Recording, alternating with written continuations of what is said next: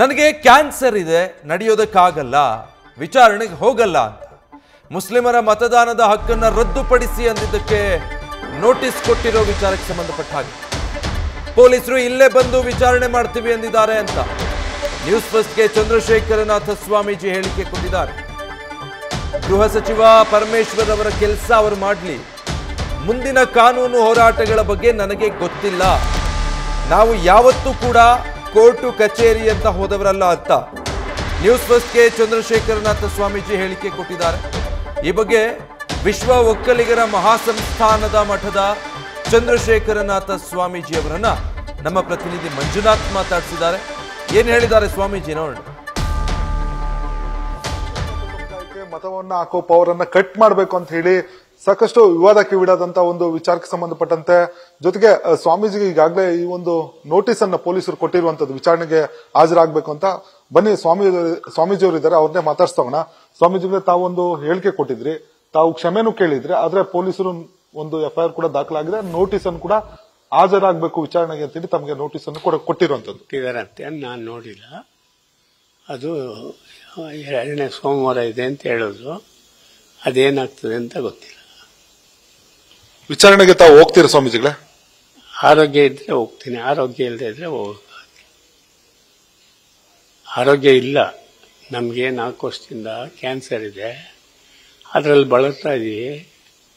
ಇವರು ಭಾರತ್ ಕಿಸಾನ್ ಸಂಘ ರೈತರ ಪರವಾಗಿ ಹೋರಾಡ್ತಾ ಇರೋದ್ರಿಂದ ರೈತರಿಗೋಸ್ಕರ ನಾವು ಹೋಗಿದ್ದುಂಟು. ಯಾವ ಉದ್ದೇಶಕ್ಕೆ ಈ ಒಂದು ಹೇಳಿಕೆಯನ್ನ ತಾವು ಕೊಟ್ಟಿರುವಂತದ್ದು? ಯಾವುದು ಇದನ್ನ ರೈತರ ಭೂಮಿ ಎಲ್ಲ ಕಿತ್ಕೋತಾ ಇದಾರಲ್ಲ, ಅವ್ರು ತಲತಲಾಂತರದಿಂದ ಮಾಡ್ಕೊಂಡು ಬಂದು ಊಟ ಮಾಡ್ತಾ ಇರೋದನ್ನ ಇವರು ಏಕದಮ್ ಕಿತ್ಕೊಂಡ್ಬಿಟ್ರೆ ಹೇಗೆ, ಅದಾಗಬಾರ್ದು ಅನ್ನೋ ದೃಷ್ಟಿಯಿಂದ ಹೇಳುತ್ತೆ. ಪೊಲೀಸರ ಜೊತೆ ತಾವೇನಾದ್ರೂ ಮಾತುಕತೆ ಮಾಡಿದ್ರ? ನನ್ನ ಆರೋಗ್ಯ ಸರಿ ಇಲ್ಲ, ನಾನು ಬರ್ಲಿಕ್ಕೆ ಆಗೋದಿಲ್ಲ ಅನ್ನೋ ಮಾತನ್ನೇನಾದ್ರೂ ಸಂದೇಶ? ಪೊಲೀಸ್ನವ್ರು ನಮ್ಗೆ ಯಾರು ಭೇಟಿಯಾಗಿಲ್ಲ.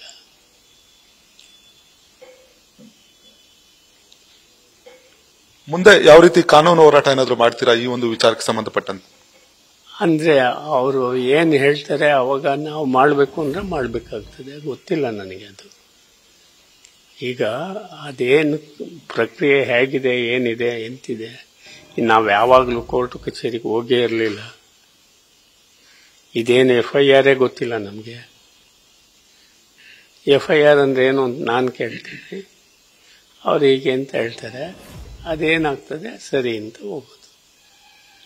ತಮ್ಮ ಪರವಾಗಿ ಬಿಜೆಪಿ JDS ನಾಯಕರು ಅಶೋಕ್ ಅವರು ಬಂದಿದ್ರು, ಜೊತೆಗೆ ಅಶ್ವಥ್ ನಾರಾಯಣ್ ಸೇರಿದಂತೆ ನಿಖಿಲ್ ಅವರು ಕೂಡ ತಮ್ಮ ಪರವಾಗಿ ನಿಂತಿರುವಂತದ್ದು. ಆದ್ರೆ ಕಾಂಗ್ರೆಸ್ ನಾಯಕರು ಎಲ್ಲ ಒಂದ್ ಕಡೆ ಸ್ವಾಮೀಜಿ ಪರ ನಿಲ್ಲಿಲ್ಲ ಅನ್ನೋ ಒಂದು ಆರೋಪಗಳು ಕೂಡ ಕೇಳಿ ಬರ್ತಾ ಇದೆ. ಅದು ಗೊತ್ತಿಲ್ಲ ನನಗೆ, ಯಾರ ಪರ.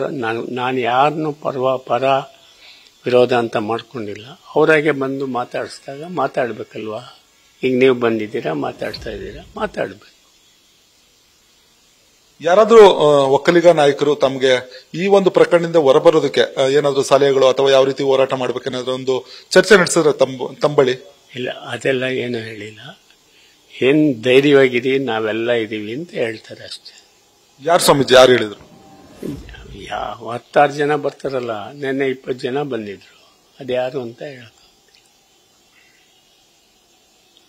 ಗೃಹ ಸಚಿವರು ಹೇಳಿದ್ದಾರೆ ಸ್ವಾಮೀಜಿ ಆದ್ರೂ ಒಂದೇ, ನಮ್ಗೆ ಸಾಮಾನ್ಯ ಜನರು ಒಂದೇ, ನೋಟಿಸ್ ಏನ್ ಕೊಟ್ಟಿದ್ದಾರೆ ತನಿಖೆ ನಡೆಸಬೇಕಾಗುತ್ತೆ, ತನಿಖೆ ನಡೆಸ್ತೀವಿ ಅನ್ನೋ ಮಾತನ್ನ ಹೇಳಿರುವಂತದ್ದು. ನಡೆಸ್ಲಿ.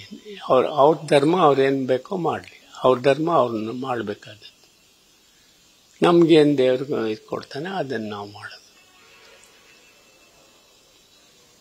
ಈ ಒಂದು ವಿಚಾರಕ್ಕೆ ಮತ್ತೆ ತಾವೇನಾದ್ರೂ ಕ್ಷಮೆ ಕೇಳ್ತೀರಾ ನಮ್ಮ ಚಾನಲ್ ಥ್ರೂ? ಏನ್ ಕ್ಷಮೆ ಯಾವ್ದಕ್ಕೆ ಕೇಳೋದು?